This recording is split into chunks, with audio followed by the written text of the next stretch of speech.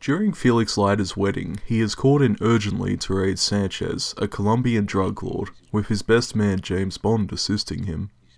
After the wedding, Sanchez is sprung free by a corrupt ally of Felix's. Sanchez murders Felix's wife and severely injures Felix to near death at the jaws of a shark.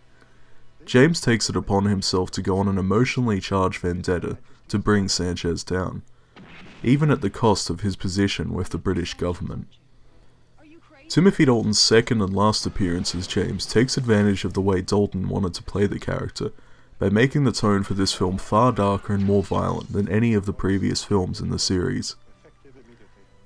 It takes cues from 80s action movies at the time, even using Michael Kamen to compose the score, who is known for doing the music for such action movies as Lethal Weapon and Die Hard.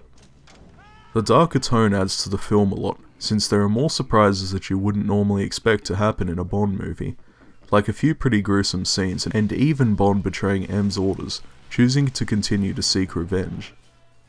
Q is given a larger role and helps 007 in the field a lot in this film, which was a nice addition since we don't see him as much in previous films. The actor who played Felix, David Hedison, was actually the same actor to portray him years earlier in Live and Let Die, the first actor in the role to make a return actually. Not only was this John Glenn's last time directing a Bond film, but it was also the last time Albert R. Broccoli would produce the series. Also the last time Maurice Binder would create the iconic opening title sequences, a role which he had done for almost every single installment. A lot of these things contribute to the feeling that an era has come to an end. This is why I personally consider this the last classic Bond film. One aspect I actually really like about License to Kill are the multiple parts showing the fact that James's vendetta screws up other undercover operations against Sanchez from different organizations.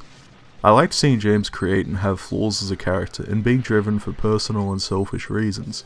It adds to the film's more brutal atmosphere. Director John Glenn considers this his best Bond film, and I think I have to agree with him. He really hit something good here which sadly got underappreciated by a lot of people. It was actually one of the least commercially successful Bond films, a lot of that owing to many other summer blockbuster releases it had to compete with in the box office that year. Bond movies from then on would actually be released in the fall instead. This is a severely underrated installment in the franchise to me.